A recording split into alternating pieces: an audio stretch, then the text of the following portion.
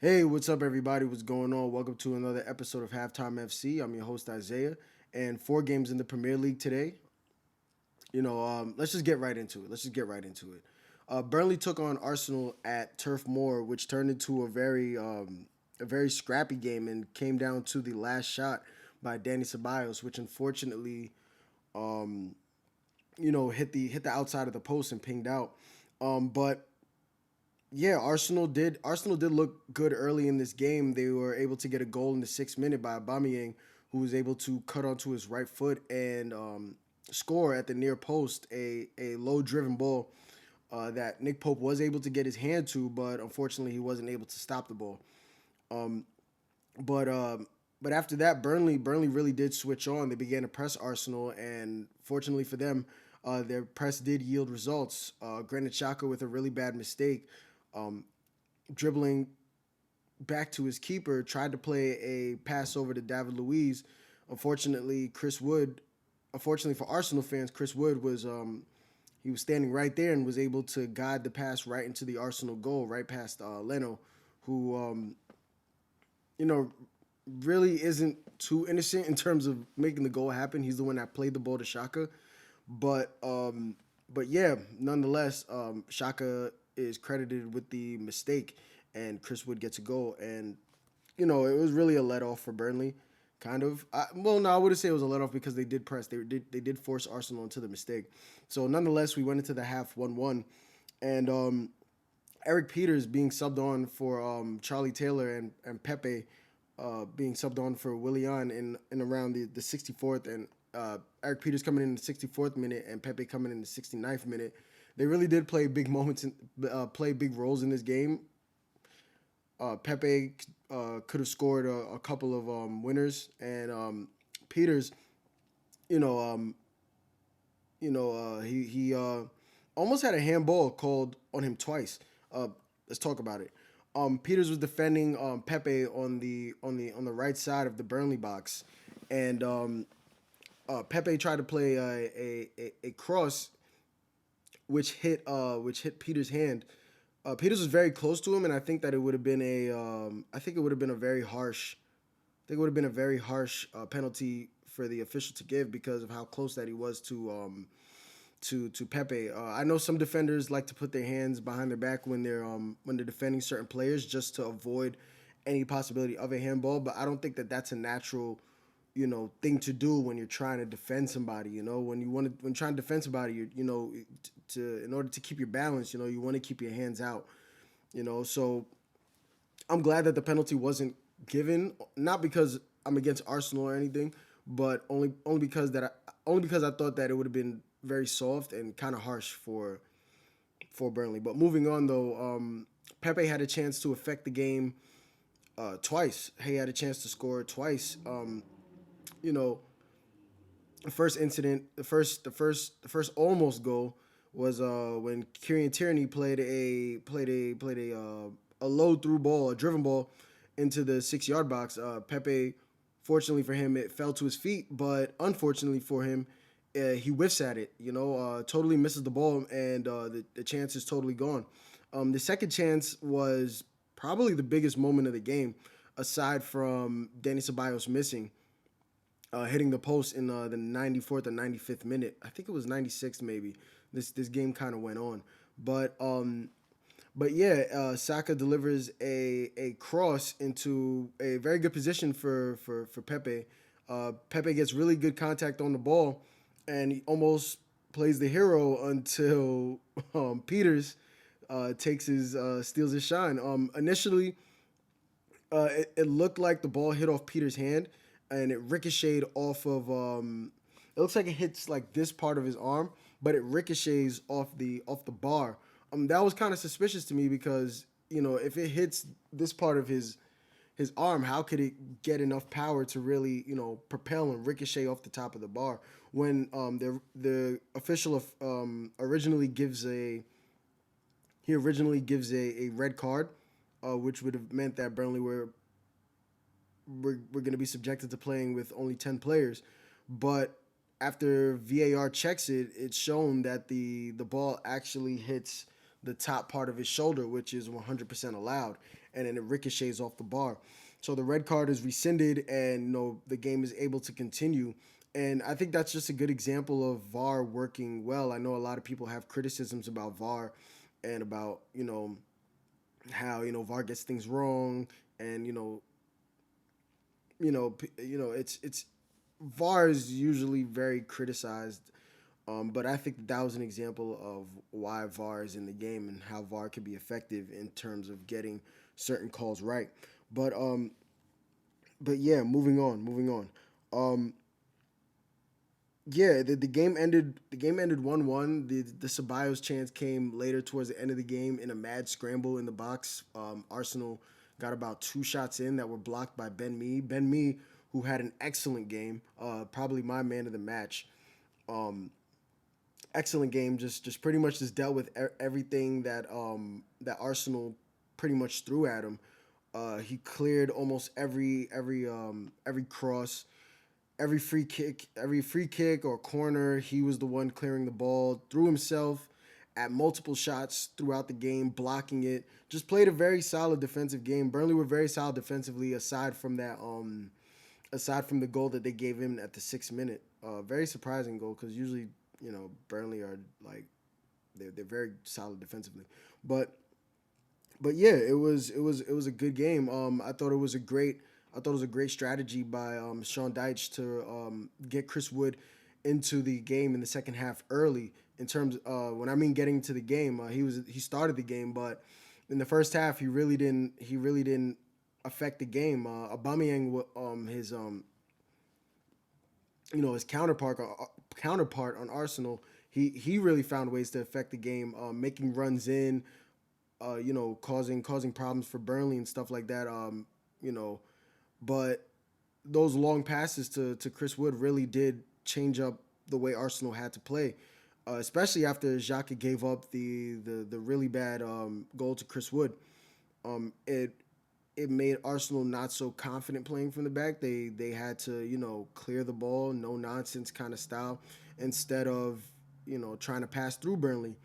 And you got to give credits to Sean Dyche. It's gonna be drop points for Arsenal. They could have been up 3-0. They really could have been up 3-0. They had numerous chances in the first half to score. Saka had a chance that was missed wide with his outside left foot from the right side. Chances for Arsenal that they didn't finish. And they'll go away from this game disappointed. They do have Olympiacos coming up next in the Europa League. And, I don't really know much about Olympiacos. I'll put out a Europa League, when that time comes. We'll talk about that. But yeah, a great result for Burnley, who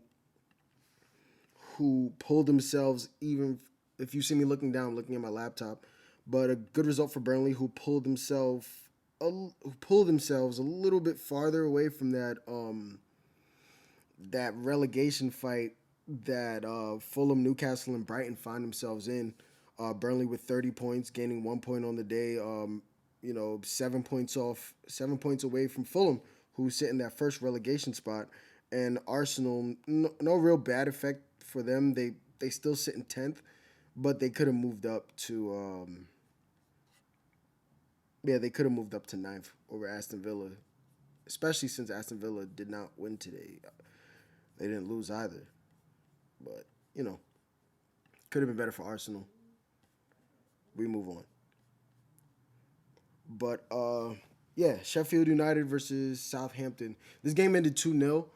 Penalty that was given up by a penalty that was created by Nathan Tella, who was probably the man of the match, in my opinion. He caused so much problems for Sheffield United, running in behind, just putting a lot of pressure on that back line.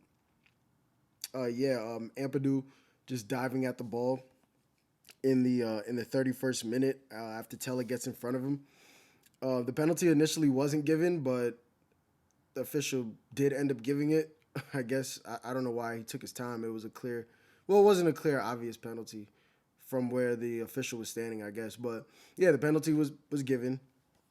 nonetheless, James Ward-Prowse steps up and buries the penalty in the 32nd minute. He buries it to the to the left side. Aaron Ramsdale went to the wrong side, and after that, Southampton really did boss this game. Um, Dio probably was their biggest liability on the pitch in the midfield. He gave away the ball numerous times. Right before the half, he gave away the ball trying to play the ball back to I believe it was James Ward-Prowse who was in the backfield with him. And yeah, it was picked off, and McGoldrick makes this run into the box, and Brewster feeds him a really good pass, and fortunately for Southampton, McGoldrick couldn't finish the goal. Yeah, so we went into the half 0-1, 0-1 to Southampton, and in the 49th minute, Che Adams, it's probably gonna be one of the best goals of the year. Uh, you know, Ludstrom, number 7 for Sheffield United, tries to clear the ball, and Bertrand gets in the way, and the ball pops up into the air. It comes down, and it's Stuart Armstrong who puts the ever so like lightest touch on the ball to play it on for Che Adams, give him like a half volley, and Che Adams gets his ball gets his foot flush right through the ball, is able to send a rocket right through the net, right into the top left corner. Aaron Ramsdale goes diving to try to save it. Fortunately, the shot has way too much pace, and it beats Aaron Ramsdale completely. And yeah, before you know it, it's 2-0. Sheffield United go chasing the game, pushing more people up the field, trying to get a goal, to at least make the end of the game more interesting. But all they really did was just open themselves up to counterattacks. Southampton sat back a little bit, and then eventually just started hitting Sheffield United with waves of counterattacks. But they weren't able to finish any of the goals, and the game ended 2-0. And, you know, Sheffield United sit at the bottom of the Premier League, in the basement of the Premier League. Unfortunately for them, yeah, 14 points. The bottom of the Premier League. They're probably going to get relegated, um, along with West Brom. I think they're going to get relegated with West Brom, which is sad because they had such a really good season last season. I think they missed their fans, man. I think they really do miss the fans there at Bramall Lane. But yeah, let's move on. Aston Villa versus Wolves. This game, the story of this game was missed opportunity. Ollie Watkins had a shot really early in this game in the derby. In the 4th minute, he had a shot from outside the box, outside the 18-yard box that banged off the top post. It was a really good shot. I think it would, if it was on target, it would have been saved anyway because Rui Patricio, he was there. The shot wasn't really beating him, but it was a really clean shot. I'll say that. Conte had a really good chance. The Aston Villa center back, he had a really good chance to put the ball into goal off of a Traore cross from the left side. Ball traveled all the way over to the right side. Conte put a really good touch on it to control it, and you know, just put too much power in the shot, and once again, it banged off the top part of the post. Yeah, but in the first half, Villa were definitely the better team. I'd have to say Villa were the better team. They had more chances. They bossed the game. They were in a flow offensively. But Connor Cody and Den Donker, they really stood up defensively and made sure that Ollie Watkins didn't get any more easy opportunities for that game. Ollie Watkins was really thrown off his game after his initial chance. No shots on target for the first half for both teams. This game kind of did drag on. I didn't really enjoy this game much. Only real bright spot of this game was Pedro Neto. He was a really big force, especially in the second half. Adama Traore, he still continues to struggle, continues to I don't know if he's having like confidence issues or whatever it is, but he's not playing like he played last year, where he was beating people off the dribble, knocking the ball forward, beating them off the run, really affecting the game. The guy still has 0 goals and 0 assists this season in the Prem, and I think for a player of his for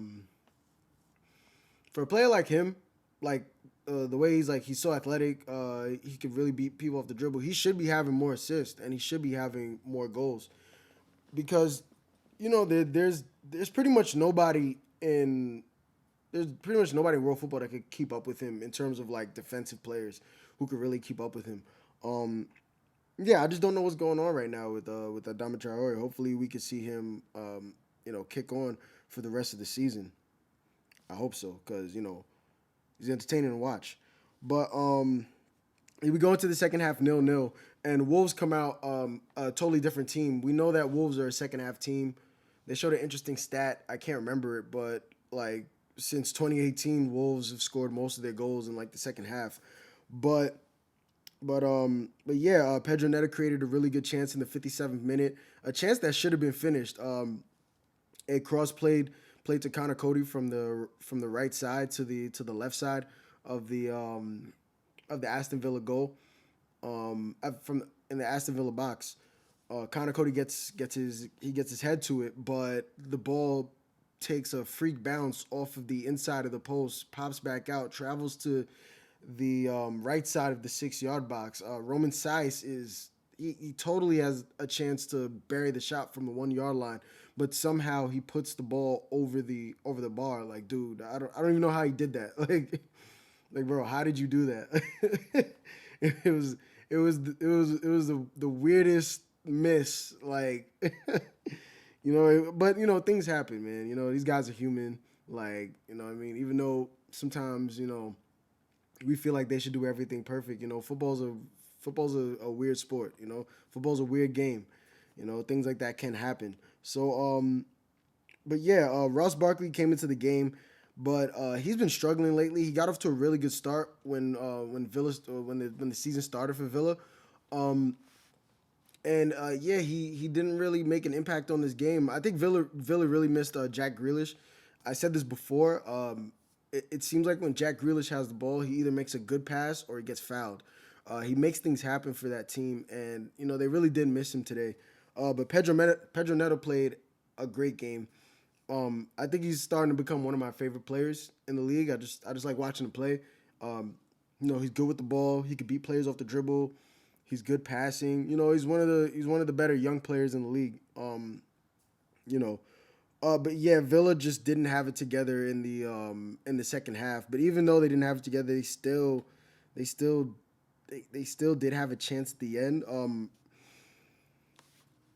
I believe 15 minutes before the Connor Cody chance, Connor Cody gets a chance at goal, right in front of goal, actually. Another center back for Wolves. The center back's just not finishing. But a center back did finish today, though. I'm gonna put y'all on.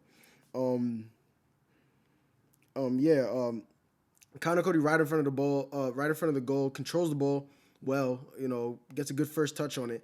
But Martinez, by the time he's able to even get a shot off, Martinez, the Aston Villa goalkeeper, gets to the ball before him and is able to stop the shot, which was really good goalkeeping by Martinez. I'm surprised Arsenal let him go. Leno's good as well. Leno's good as well. But Martinez was very instrumental for Arsenal last season, especially towards the end of the season. He's got to be one of the best. He's got to be one of the best keepers in the Premier League this year. In the 93rd minute, Conte gets another chance to win the game, but unfortunately, he puts the ball over the bar in the 93rd minute on a clear shot, almost right outside the 6-yard box. But yeah, that's the way the game ended. The game ended 0-0. Wolves will take the point. Aston Villa take the point, and I believe Wolves still sit 12th in the league. Yes, they do. They sit 12th with 35 points. Could have went above Leeds with the win, but they didn't. And Aston Villa sit 9th, right above Arsenal, with 40 points. So I think Villa should be chasing that European spot. They should be chasing that European spot, but you know, that's the way it happened, man. You know, both teams had chances to win. You know, center back's not finishing, man. But yeah, moving on to the Brighton Leicester City game. Brighton got off to another great start, which is something that's been a trend in their past 3 games. Against Crystal Palace, they got off to a great start. They didn't get off to a great start all that much against West Brom, but they were able to grow into the game. Got a lot of shots on goal. Penalties, had 2 penalties that they missed. It's been just really bad luck for Brighton. Today I wouldn't say it was bad luck as they lost to Leicester City 2-1. I would say they did fall asleep. I think that they thought that they won the game in the first half, and in the Premier League and football, any sport that you play, you can't think like that. You know what I mean? You got to play the game through and through. You have to finish the actual game. But yeah, a great start for Brighton in this game. Adam Lallana making his first start, I believe, for Brighton. Scored in the 10th minute. A great ball played through by Mope leaves Adam Lallana and Schmeichel 1-on-1. Schmeichel, the Leicester City goalkeeper. Adam Lallana is able to beat Schmeichel to the left side of goal. Finishes the shot to the left side of goal. Scores, and it was really looking good for Brighton. Brighton were breaking up Leicester City's plays. In the middle of the field, Leicester weren't able to play through Brighton, and Brighton caused them all types of trouble. McAllister, Basuma, all those guys in the midfield. They really did boss the midfield, breaking up plays and making it hard for Leicester. Leicester did struggle, and it did look like Brighton would get another goal in this game. Sanchez, the Brighton goalkeeper, was really bossing his area, catching every long pass that was thrown, coming up, and he even broke up a potential game leveler. Pereira was in through goal, but Sanchez was right there, to get in his way. But yeah, Leicester did have a chance with Tavares. Iheanacho played a really good pass. Iheanacho had a great game, man. Iheanacho, he's been clutch for Leicester as of late. And Leicester need players to step up. Yuri Tielemans also did step up today with a brilliant pass. But yeah, and Iheanacho played a really good ball from the left side to James Vardy across. James Vardy lays it off to Tavares, making his first start for Leicester City, the 18-year-old or 19-year-old. But anyway, it was his first start.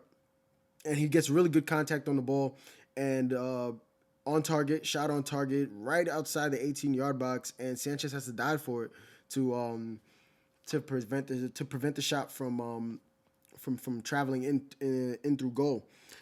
But yeah, there was another chance for Lallana in the 40th minute. He almost flicked the ball on from the opposite side of goal, and it hit the bar. Schmeichel was like nailed to the spot.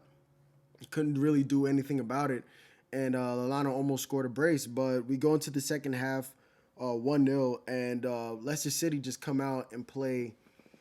They just play way better. They play way better. They play a little bit more quickly, a little bit more direct.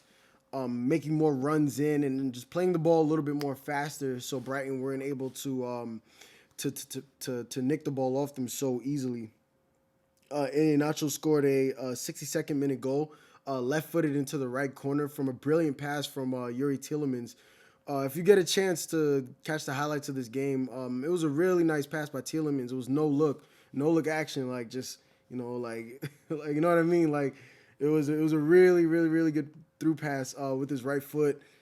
Go check that pass out, man. Like he made that pass with so much conviction in that pass. It was a true no look. He wasn't looking like bro said, like you know what I'm saying? Like it was a good pass. Like yeah, like and Iheanacho makes the goal happen because he delays his shot. Sends Sanchez to the ground. Sanchez had to save it and leaves himself totally exposed. Iheanacho finishes the easy goal. But yeah, good pass by Tielemans. I respected that pass. The pass was hard. but yeah, moving on. Leicester looked very menacing in this half. Adam Lallana had a chance in the 80th minute. It was off target. Leicester giving up the ball in their own half, but Schmeichel was able to save it. Didn't really get good contact on the ball, didn't get full contact on the ball. Could have did better. Maybe could have took an extra touch, Adam Lallana. But Adam Lallana played excellently today. I got to say that. He really did link up that Brighton offense. Him, Mopé, him and Mopé. They were just like they were going crazy. Like they were linking up, making moves. Couple of offsides. Mopé did score a goal, but it was called offsides. Brighton could have been up 2-0. But Adam Lallana played amazing. If he could stay healthy and have performances like that, Brighton will definitely stay up. I think Brighton will stay up. They play well enough. Maybe they'll have to tweak their system a little bit. Maybe play a little bit more defensively. Well, maybe not, man. I like the way they play. They play. I like the way Brighton play. They're offensive. They go forward, and that's something that you want to see from teams. You want to see teams go forward. I don't like when teams sit back. I don't know. Maybe you guys like that style, but I don't like that style. I think it's negative. But yeah, there was a potential penalty in the 86th minute. Lewis Dunks dives in on Vardy, who's heading into the 6-yard box on the right side. Fortunately for him, it wasn't called a penalty. When I got a second look at it, it wasn't really a penalty. He does get slight contact on the ball, and it wasn't too egregious. I'll say it like this. If the official would have called a penalty, I don't think it would have gotten overturned. I'm going to just leave it at that. But yeah. But in the 88th minute, Amartey, Leicester City center back, he was able to finish a goal, and it was a very nice goal. Leicester City earned themselves a corner, and yeah, earned themselves a corner. The ball's played through, and Sanchez he played a great game the whole night. Played an excellent game. Was commanding his area. Was the alpha dog. Both keepers were good. Both keepers were good. I would say that.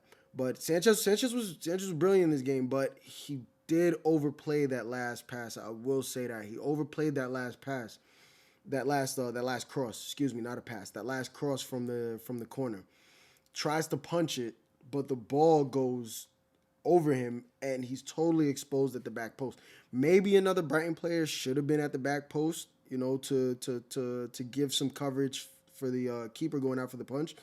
But Amartey with just, he adjusts himself. He adjusts himself fast enough to be able to head the ball in.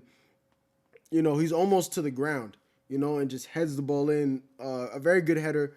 Header into the ground, bounces up. By the time you know it, it's in the back of the net. Dan Burn gets one more chance in the 94th minute.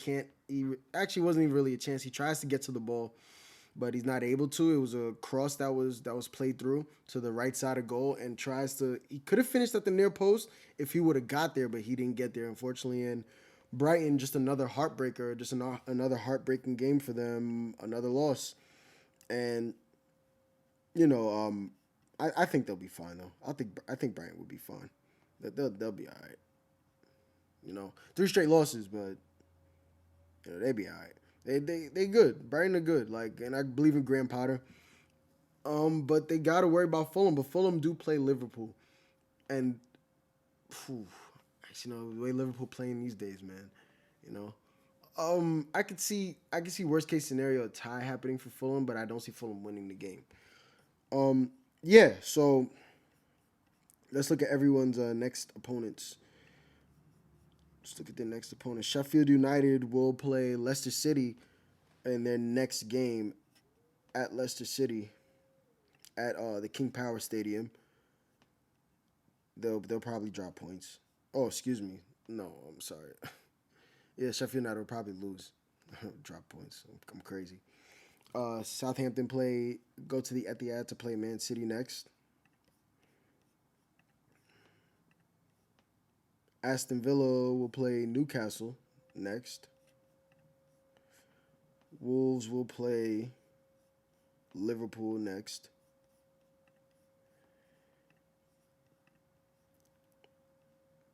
Brighton have Newcastle.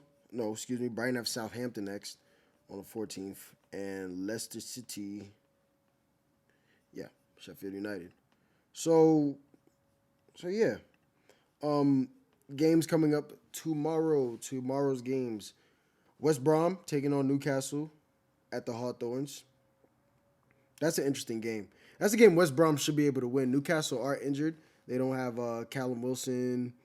They don't have Callum Wilson, Alan St. Maximin, or Almiron. There's no reason why West Brom shouldn't be able to win that game and move up. Not move up, but put a little bit more points on their get 3 points out of the game. Excuse me. Liverpool versus Fulham tomorrow. I say Liverpool win this game, but they have been sliding at home. But I say Liverpool win this game. But Fulham plays some good stuff, so I would think Liverpool would win this game. I'm sure they are favorites to win this game. I think they'll win. I think Liverpool win this game. Yeah. I'll say West Brom. West Brom will win 1-0. Probably 2-0 because Newcastle will probably chase it at the end. West Brom will win 1-0. I got Liverpool 2-0. Excuse me. West Brom will win 2-0. I'll say Liverpool win 2-1. I do see a goal in it for Fulham. Man City versus United, the derby. Man. I gotta take City in this game. They play well, man. They play well. I might have to take City. I'm gonna go 2-1 City in this game. Tottenham versus Crystal Palace. I gotta go Tottenham in that game. I'll take a 3-1 for Tottenham. And then the Monday games, we have Chelsea-Everton. Ooh, that's a spicy one. That's spicy right there. Chelsea-Everton, man. That's a spicy one right there, man.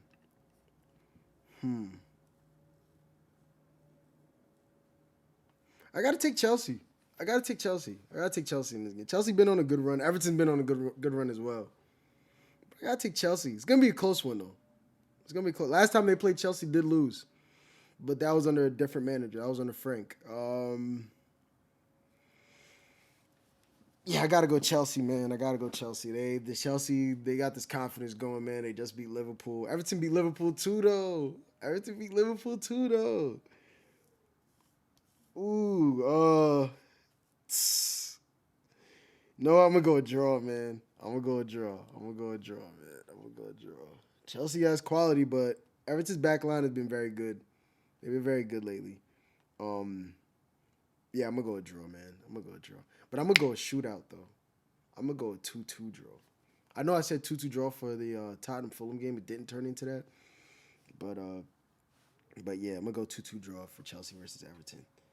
West Ham versus Leeds. That should be a good one too. I'm gonna take West Ham in this game.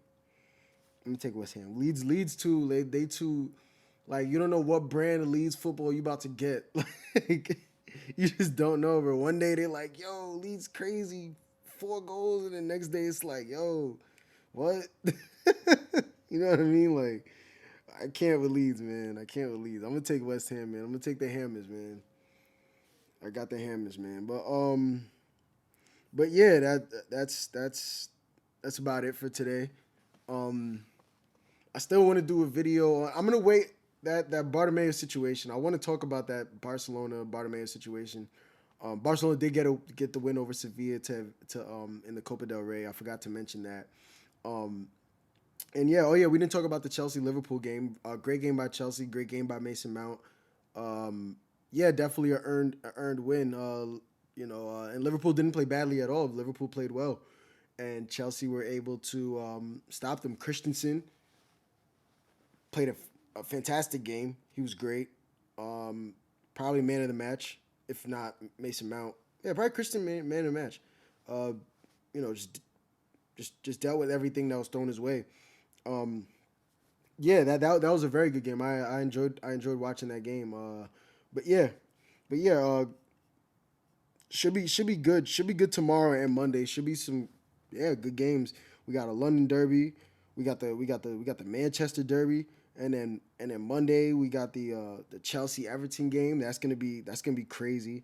West Ham and Leeds has potential. West Brom Newcastle has a lot of potential. In terms of the relegation fight. Fulham will. I believe Fulham will put up a good match. Fulham will put up a good performance against Liverpool. Fulham a tough team, and it should be good stuff. Champions League's coming back. Champions League coming back, so we're gonna have a Champions League special. We're gonna have a Champions League show. It's gonna be good, man. It's getting to that part of the season. Football fans know it's getting to that part of the season where these games are starting to mean a lot. So yeah, thanks for rocking with me. If you like what I'm putting out, like and subscribe. If not, it's all cool. You're always welcome to come here and just hear about what's going on in football. And yeah, I'm gonna put out a video tomorrow after tomorrow's games. And yeah, thanks for rocking with me, guys. Yeah, peace.